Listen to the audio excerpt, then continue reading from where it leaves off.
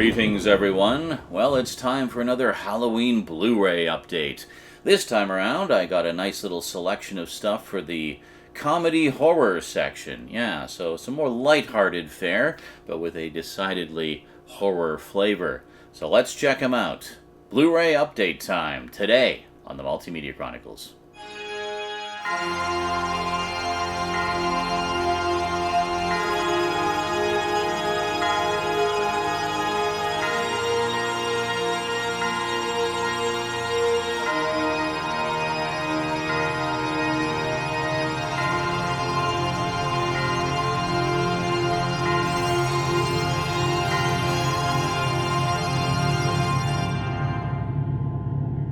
Welcome back.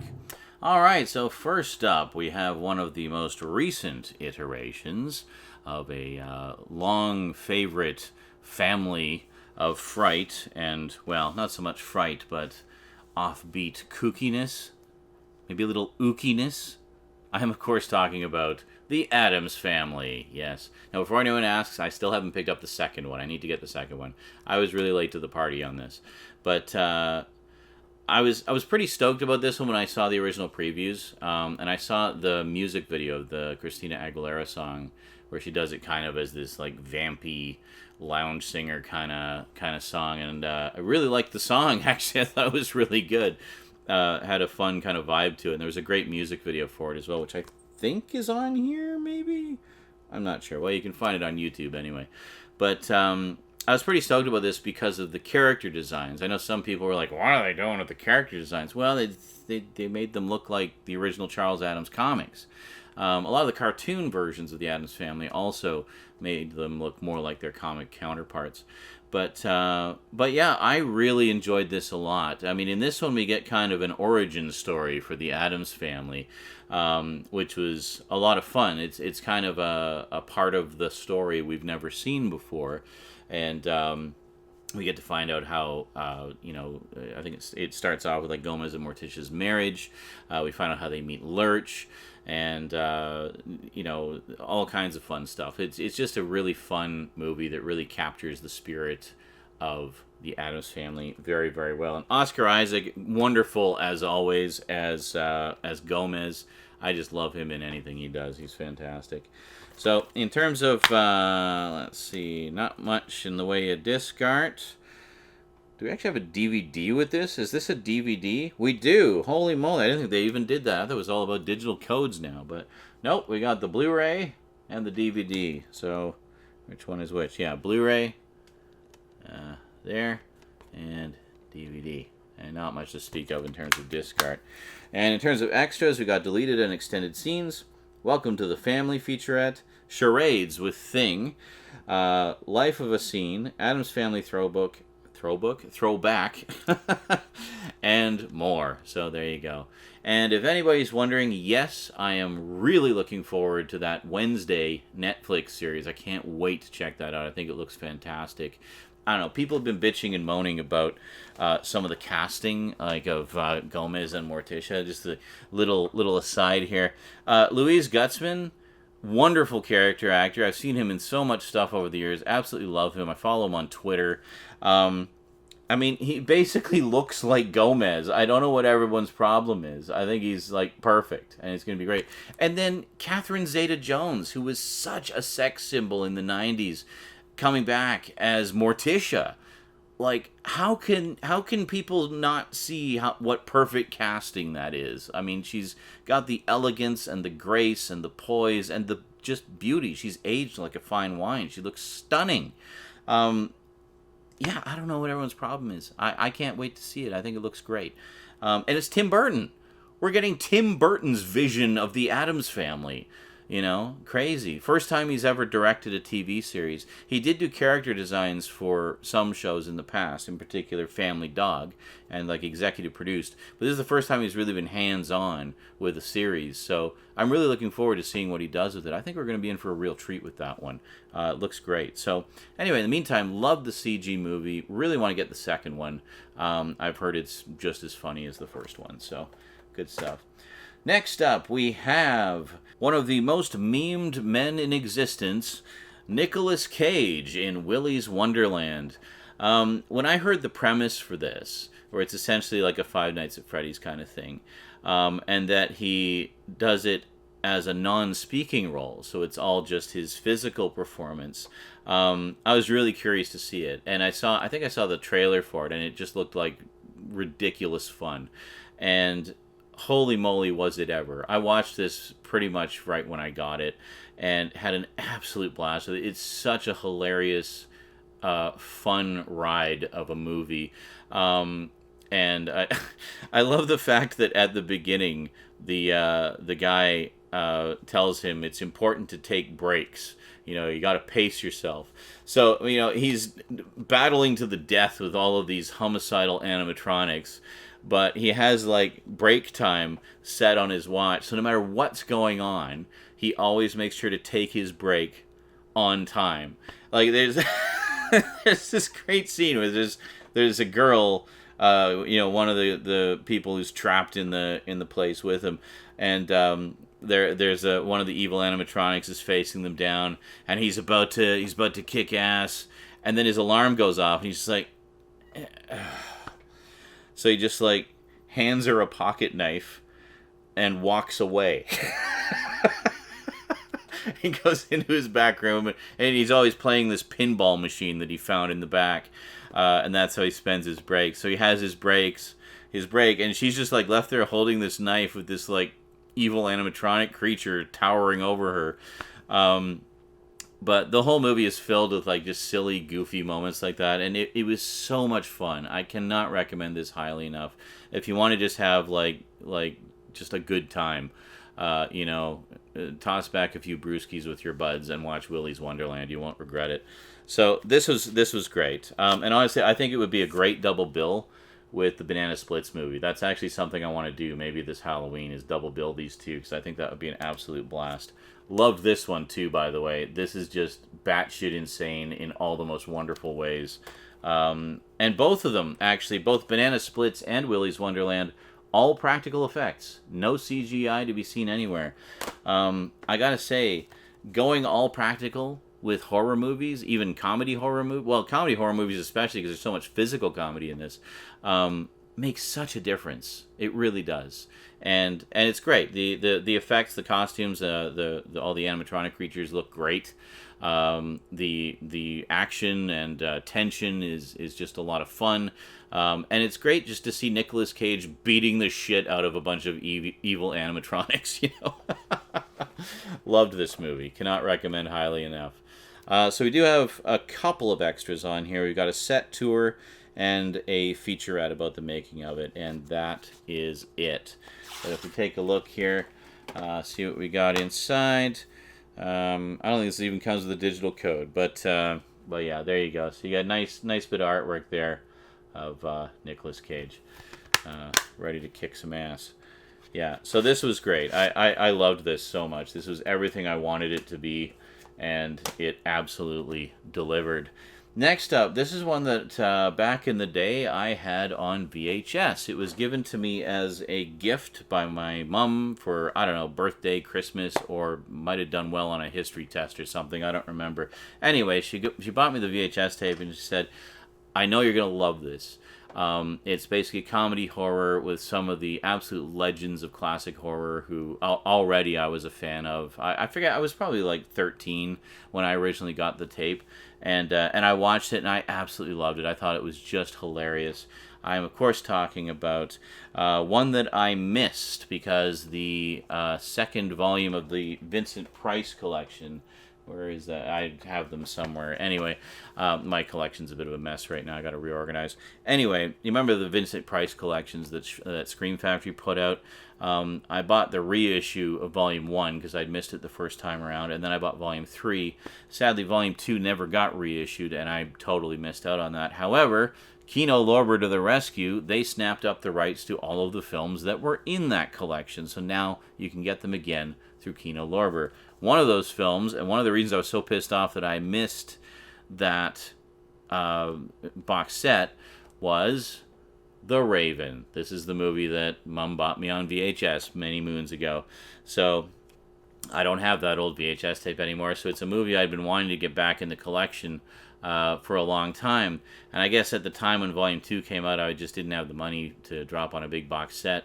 I mean, they weren't super expensive, but they weren't cheap either. They went for about 75 bucks Canadian, I think, at the time. So, yeah, so anyway, Kino Lorber to the rescue. As soon as I saw that they'd reissued this, I snapped it up right away, because this is actually fairly affordable. They're not too expensive. But even comes with a slipcover, which I noticed Kino's starting to do more and more lately. Nothing really special. I mean, it's just the same artwork, but it's nice. It looks nice on your shelf, you know, with a nice slipcover there. And we got a nice little selection of extras as well. We have audio commentary by film historian David Delval. Corman's Comedy of Poe, an interview with producer-director Roger Corman. That one's really interesting. He talks about how the different actors... I should tell you who's in this. We got Vincent Price, Peter Lorre, Boris Karloff, and a young Jack Nicholson, just at the very start of his career. So this is great stuff. So one of the things Roger Corman talks about in the interview is the different approach that the three, legends of Hollywood would take. Where Boris Karloff was very much traditional in that he would stick to the script. So he was very, very rigid about sticking to the script. He hadn't done a lot of comedy before, so he was a little bit out of his element. Peter Lorre, on the other hand, was the exact opposite. He loved to improvise and to try to trip up his fellow actors. This apparently drove Boris nuts. But Vincent was a little bit of both. So he was kind of the mediator. He was the middleman who would kind of help Peter and Boris, able to work together better. And but he could do both. He could improv, and there's some absolutely hilarious scenes with Vincent and Peter just playing off each other. And you can see that Peter's like really kind of, he's so fast with the improv, and he's so funny. And Vincent just rolls with it. He just rolls with it as they're going, and they just have all this wonderful shtick together. So this is wonderful. I mean, and it's by Roger Corman, who, of course, is famous for his Edgar Allan Poe adaptations from the 60s and 70s. Just, some of the best adaptations we've ever had of those stories. So who better to do a movie that essentially lampoons that? So this is very loosely based on The Raven. There's another adaptation of The Raven that he did that's a more serious, literal adaptation. But this one is played strictly for laughs, and it is absolutely hilarious. Basically, Vincent Price and Peter Lorre and Boris Karloff are all sorcerers in it, and they all have sort of different types of abilities. Peter Lorre works more with magical equipment. Vincent and Boris, however, have mastered the art of magic through manipulation of the hands, which is like the pinnacle of sorcery, to be able to just make gestures with your hands. Well, you've all seen Doctor Strange, presumably. You get the gist of it. Well, that's the whole idea here, is they have kind of a rivalry going on. And there's a wonderful scene towards the end with Vincent Price in a battle of magic with Boris Karloff, and it's so funny, like just seeing all the stuff that they do to each other to try to outdo each other and then try to kill each other. And so I cannot recommend this highly enough. Can you tell? It's one of my all-time favorites, and I absolutely love it. So needless to say, I watched this as soon as it arrived. I couldn't wait to see it again.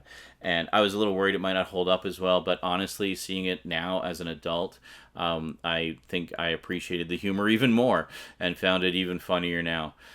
Especially having now, since, versus when I was 13, I've seen a lot more of their other films. So this was a real treat. So I can't recommend this highly enough. So if we just pop it open real quick, I don't think there's anything to write home. Yeah, it's just your standard Kino Lorber Studio Classics basic label. Nothing really major there.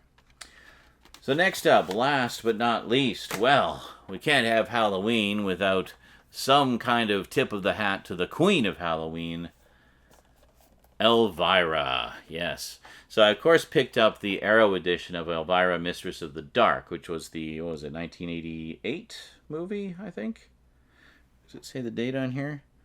Why does it say the date on here? It says 2002. This is not a 2002 movie. I don't know. It was 88, I think, is when this came out. So anyway, that one's a lot of fun. I'd seen it many times. I'd never actually seen the sequel, Elvira's Haunted Hills, and I still have not seen the sequel. I actually meant, I was wanting to get this for a long time. I remember shopping at a thrift store in Victoria, British Columbia, many moons ago, and I kept seeing the DVD of this on one of their end caps going for like $5, and I don't know why I never bought it, but I just kept passing it up and passing it up and passing it up, and then eventually it wasn't there anymore.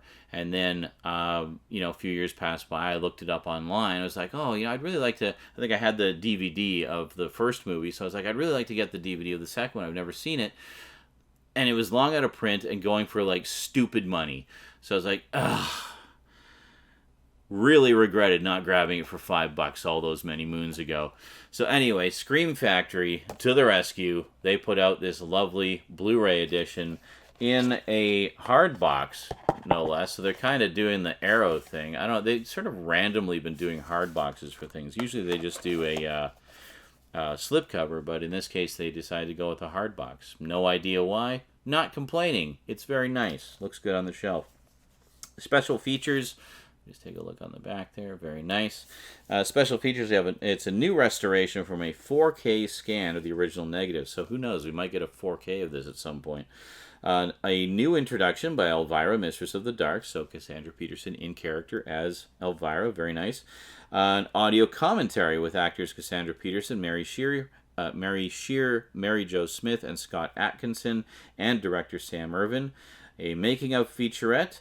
Transylvania or Bust featurette, interview with actor Richard O'Brien, outtakes, and photo gallery. So there you go. Very nice. And if we just take a look here, we have the original artwork. This is the artwork that was on the DVD, I remember. I don't know if this one actually got a theatrical release. I think this might have been like a direct-to-video thing.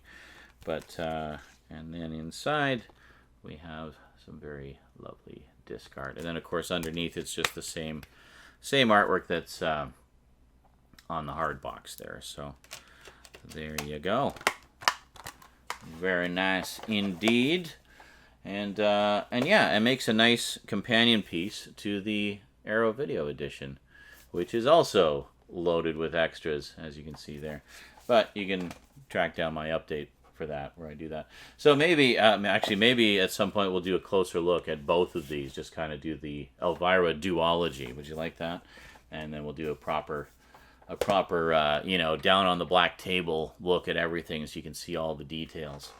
So, let's just grab everything here. And there we go, and there we go. And there. So only 4, but, well, I had a lot to say about them. Yes. There.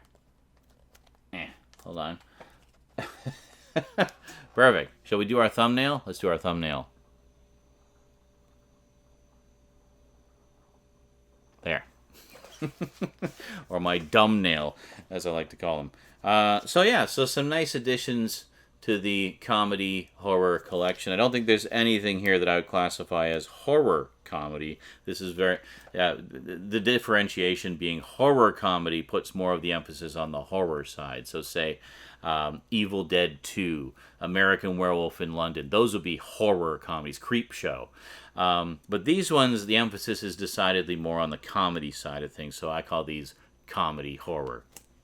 Yeah, pretty simple distinction. But, so anyway, that is it. If you'd like to add any of these to your collection, I will, of course, include Amazon links in the description.